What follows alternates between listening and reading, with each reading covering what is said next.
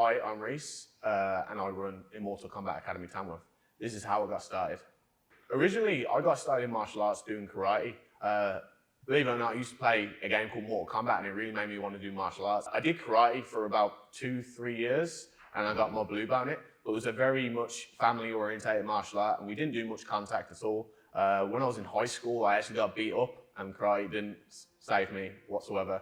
So then I wanted to take my attention to something that would actually help me defend myself if the occasion ever arose to it. So I started doing Thai boxing at a local club, and I started doing it once a week. I hated doing it. I literally had to force myself to go every week. I used to hate it. I was very unfit at the time. I used to be sick like every lesson. I used to get beat up every lesson, and I really didn't enjoy it, but I forced myself to go, and eventually I did start to enjoy it. I probably started Thai boxing when I was in year 7 in high school, so I was probably about 12, 13. I did that once a week. It was in an adult class, so we were doing it with other adults. We did a lot of sparring, a lot of heavy sparring, probably sparring we shouldn't really be doing. Used to get banged about a bit. The fitness was pretty intense as well, so you had to build up a resilience to that. And I really did enjoy doing a lot of the Thai boxing, and I wanted to progress more from there. So that's when, at age 16, I started doing Brazilian Jiu-Jitsu. And then from there, I competed a lot in Brazilian Jiu-Jitsu as a juvenile from the ages of 16 all the way up to 18. And then even through to my adult years, where I was competing a lot from 18 onwards. I actually had my first ever Brazilian Jiu-Jitsu competition when I was 16. I'd only been training for about 3 or 4 months. And to be fair, when I was going into the competition, I didn't really know what I was doing or what I should do to win. So I got on the mat for my first match, and I did actually manage to win my first match with an armbar. Wasn't the best armbar, but like, I won my first match with an armbar, then lost my next match after that. But that was the first time I competed. I got a bronze medal, and I was really happy with that. And then from there, I got addicted to competing, and I really wanted to compete more and more. From when I was 16, 17, I probably competed like 30 times within a year. Traveled all over the country to compete, and it was really fun. Back in the day, when I was competing, this was probably around the 2011, 2012 era. There was a lot of people that I competed alongside in the same sort of circuits that have gone on to do really big things in the sport of not only Jiu-Jitsu but into MMA. I remember when I competed at the Nogi British Open in 2011, I actually competed against Jack Shaw. And for those of you who don't know, Jack Shaw is now fighting in the UFC after winning the Cage Warriors Bantamweight Championship, I think it was. He mounted trying with me anyway, so that's my claim to fame. Yeah. So one of the main reasons why I started Jiu-Jitsu, the plan was to do 6 months worth of Jiu-Jitsu and then compete in MMA. It didn't really end up like that. I didn't realise how deep Jiu-Jitsu was and what I needed to do to get a good level of ground game to actually compete well in MMA. So when I was 17, I actually signed myself up for this semi-pro MMA fight, which I probably shouldn't have done at the time. I had braces in as well at the same time. I fought against this adult. A long story short, I got 3 concussions. So I just kept getting dropped, and then the ref allowed me to stand back up again. I got dropped about 3 times. And after that, I kind of took a bit of a back burner off wanting to go into MMA until I felt like I was ready again and trained properly for a proper MMA fight. And when I was 19, 2014, I started off a proper amateur career and fought in my first MMA fight down in London. In my first MMA fight, the biggest thing I found the difference between MMA and Jiu-Jitsu. In Jiu-Jitsu, you tend to rock up at a competition at whatever weight class you fall into rather than cutting weight to a particular weight class. Whereas in MMA, there's a lot of emphasis on making a weight so you can be the bigger person in the cage. So I was about 82, 83 kilo at the time, and I wanted to make 77.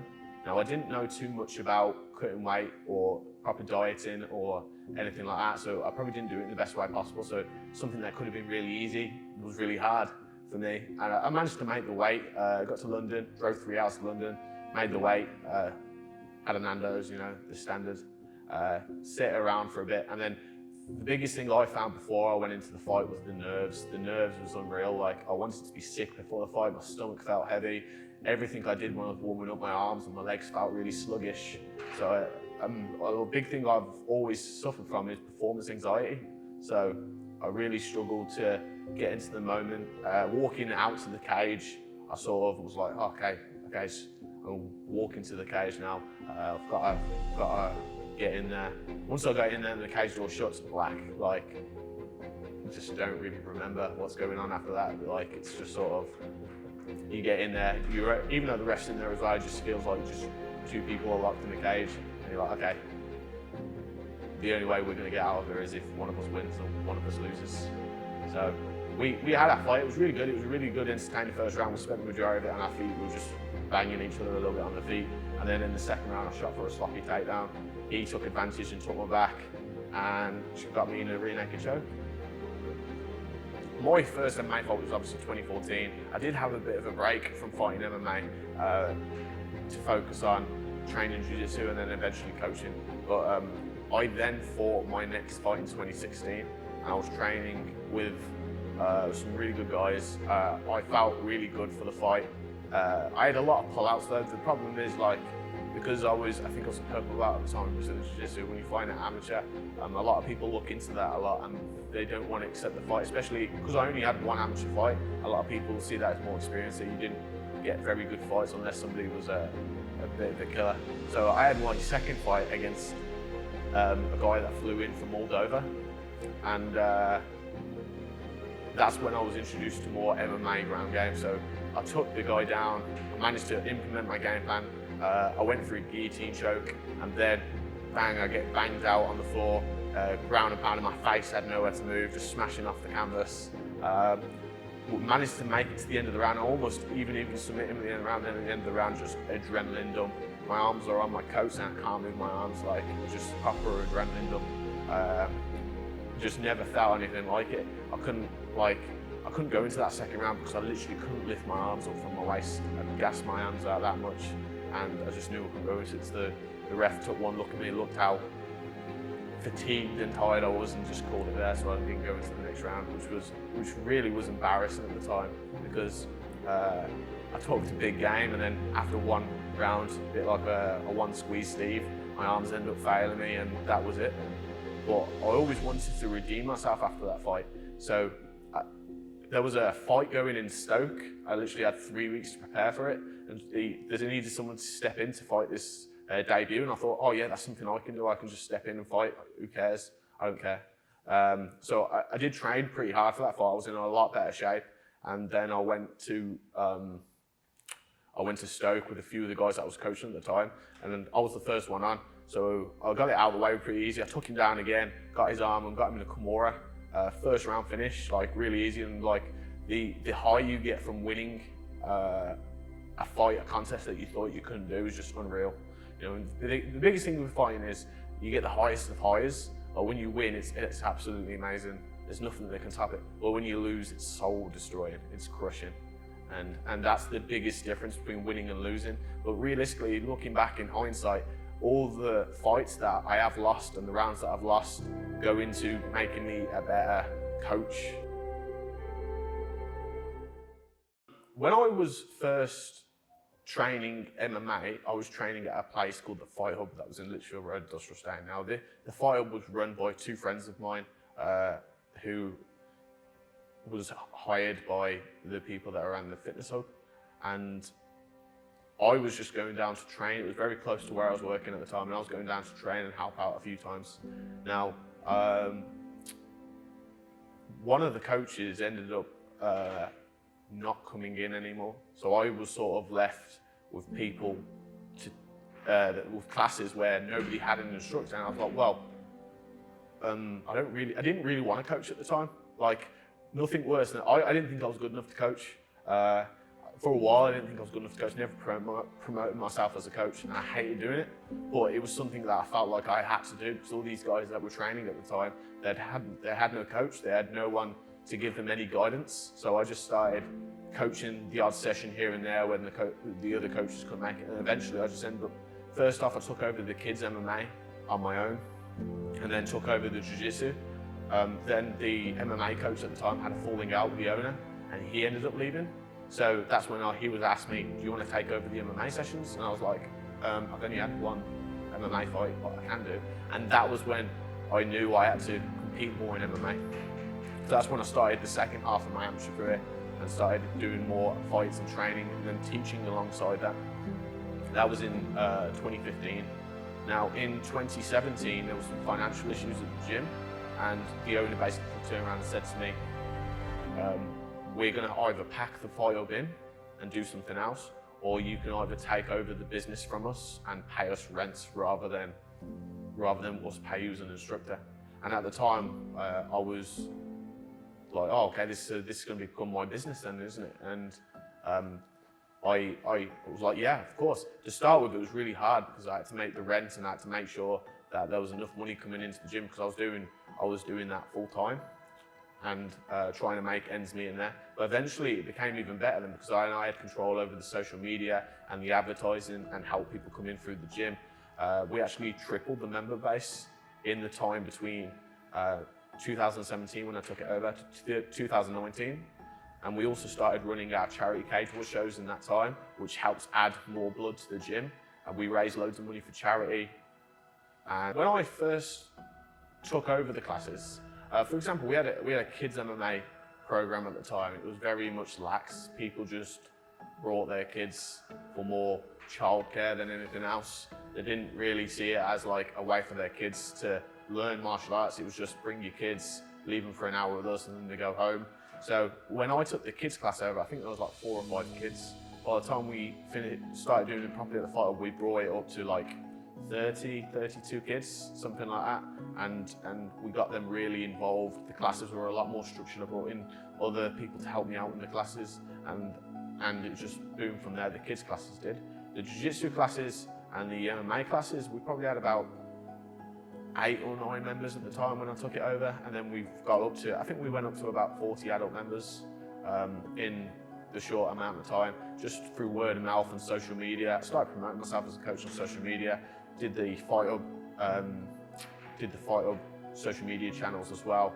People started coming in, started seeing how much fun it was to do what we were doing. There was no egos, people just came in, we had fun, we learned techniques. We got better, we entered a lot of different competitions. A lot of our guys won loads of gold medals, silvers, bronzes, and even quite a few of our members competed in amateur MMA as well, alongside myself. And it was really good. Like, the fight was building up to be its own brand. People knew when you talked about mixed martial arts in Tamworth, the fight was the place to go. We were approached by a company in 2016. Originally it was called MMA Challenge. Now the idea was similar to a white collar boxing promise. It was the same, 8 weeks of training for randomers off the street and then they fight in the cage at the end of it. Originally I was a little skeptical of the idea because I'd seen a lot of mismatches, people not being trained properly and going into fights and hurting themselves potentially. So we did the training for the first event, and don't get me wrong, like, it is only 8 weeks training and people could come to as much as they wanted in that 8 weeks or not at all. But the safety of the event and the way everybody enjoyed themselves, I think literally every single person, even if they got finished or whatever, they all enjoyed the event. They all got to be a part of something bigger, something they probably never would have done if that advert didn't come up on their Facebook or whatever. It ticked it off the bucket list essentially, and that's how we started doing our charity cage wars. Now, the charity cage was the MMA Challenge, but they rebranded the name. So we started off our shows in Tamworth at the time it was Cuda nightclub, and we could fit probably 400 people in the venue. On our last charity cage war show, there was over 800 people in the venue in Coventry, and we had over 20 fights. We now do a team series. We do Tamworth versus Nuneaton. So we have a team from Tamworth that's coached by myself, compete against a team from Nuneaton that's coached by 2 different gyms. And then they compete against each other and we compete for bragging rights essentially in a massive arena in Coventry, which has been great. And also we've raised so much money for local charities now. I think we raised over £3,000 for St Giles Hospice during our last show, and everyone was having a good time. And it was a great entry-level point for people who wanted to tick it off their bucket list or people who wanted to use it to progress into amateur MMA. We were really enjoying the fight up. The fight up was great, don't get me wrong, but it was always going to be too small for us at some point. We were training all the way through January, February and up to March, and the room was packed. Even when we started our first charity cage war session at the start of the year, we couldn't fit. It was like a can of sardines. We couldn't really move up there. There was just too many people up there. We thought about different things like class booking systems and whatnot, but the answer always was we needed a bigger venue. At the time though, it was hard to do that. I would have had to overrun 2 gyms simultaneously. I would have had to pay 2 lots of rent out. I would have had to allocate time where I needed to coach in to do that, and it was just seemed impossible to do. Then COVID-19 hit. From this evening, I must give the British people a very simple instruction. You must stay at home. All the gyms shut. I lost all my members because of the company that I was using cancelled all their direct debits, so I had no income coming in from the members. They weren't paying memberships, and I had this abundance of free time. Now, during this free time, I was pretty happy just staying at the Fight Hub, and then I seen other gyms planning their reopenings and how they were using their time productively to make their academy gym a better place for their members, and I thought I'd love to do something like that for my members. And I put the feelers out quite a bit. A big shout out to my Thai boxing coach who got the ball rolling actually and put feelers out for me, and I managed to stumble across this unit here in Amundsen. Now this unit is probably a bit more twice the size of the place that we had in the Fight Hub. We had a mezzanine floor at the Fight Hub, which was probably about 800 square foot. This unit we have now is 1,750 square foot. I had access to loans and stuff that I wouldn't have been able to access if not from COVID-19. So I took out a 10 grand loan, started teaching loads and loads more one-to-ones on, and built this place up from the ground up really. Coming to an empty unit. We had the cage installed. We had the walls painted, the murals painted, we had all the matting and the wall built out, and the end result was just absolutely outstanding, and we was really happy with it, to be fair. And then we started up advertising about the new place. I put up a picture actually in July, me standing at the Fight Hub with all the mats bared up, saying the end of a chapter, and a lot of people were worried that we were packing in completely. But what they didn't know was, at the time I was packing it in at the Fight Hub, I was already looking for somewhere new to start up fresh, needed a fresh new chapter. And then before we'd even opened, because we opened on the 14th of September, before we'd even opened, we had 50 sign-ups, which was unheard of. And then by the end of our first month of operating, we had 100 members.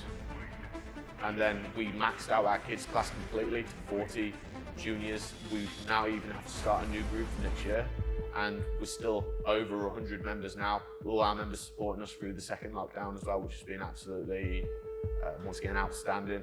You know what I mean? I just didn't think I'd get this amount of support to build this gym and keep this gym where it is.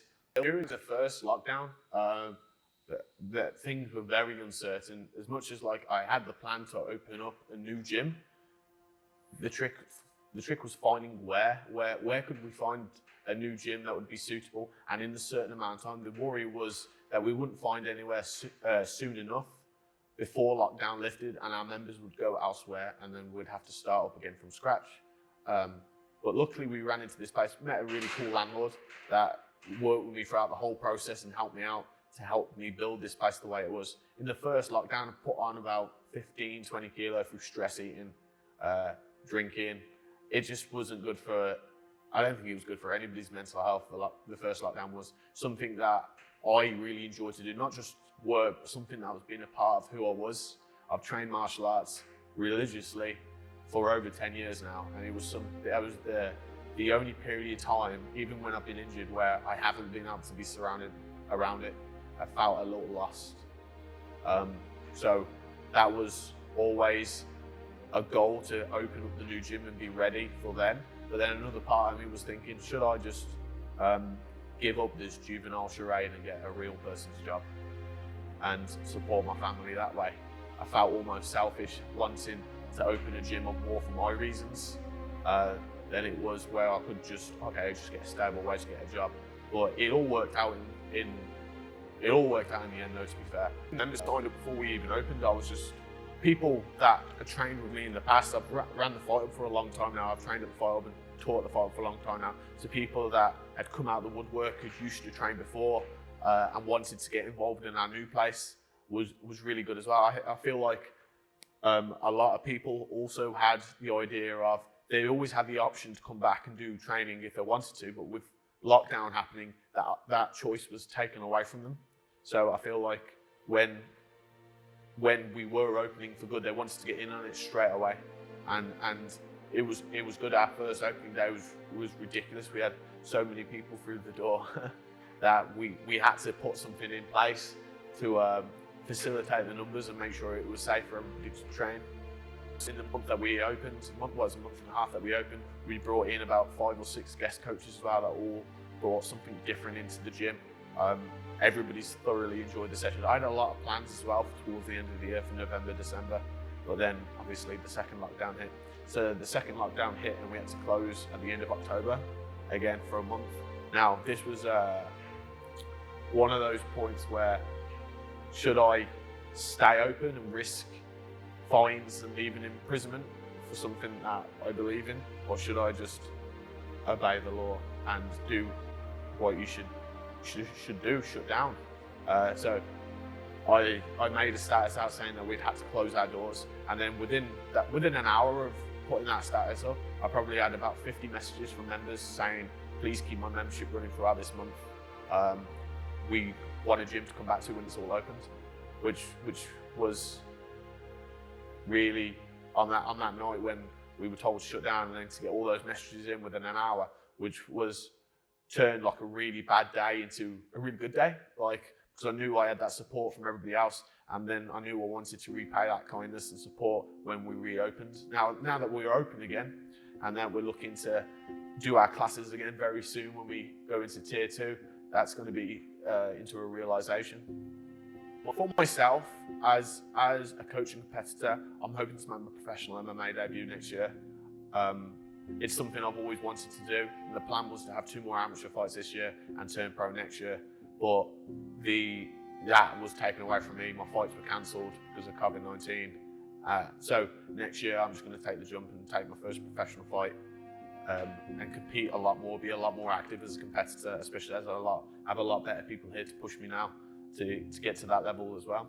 And as a coach, my job is to continue giving people good value training, being able to push people, not just in the areas of competition, but for their own well-being, physical, mental, and being able to provide a service and hopefully be a role model to people that want to get involved in martial arts, and give them the guidance and support they need to achieve their own goals. With the gym, my plan has always been the same. My plan is to have a full-time martial arts academy. We hope to run very early in the morning classes, afternoon classes, and a full evening class timetable with not just myself, but other coaches to bring in to give people a variety of different classes, more structured, and a very able support network for our social media channels where our members can connect with each other and us as coaches, and we can help provide online support as well as physical support for when they're in the gym, and being able to arrange member days and events where we all can get together and do things socially as a team, not just as in the training side of things as well. In terms of martial arts for me and what benefits it's given me, in terms of confidence, it's made me a lot more of a confident person than I was before. I don't feel like I would be this confident if I hadn't have started doing martial arts. It's given me an outlet for stress relief, and it's vastly improved my mental health and helps me keep a level head and reduce my stress when things get a little angsty. If you're in the Tamworth area or the surrounding areas to Tamworth and you're interested in starting martial arts, just give us a message. We have a very helpful team, and they'll point you in the right direction of what sort of classes will be suitable for you and how we can get you started on your own journey. Thanks for watching, and if you're going to come to the gym, I guess I'll see you soon.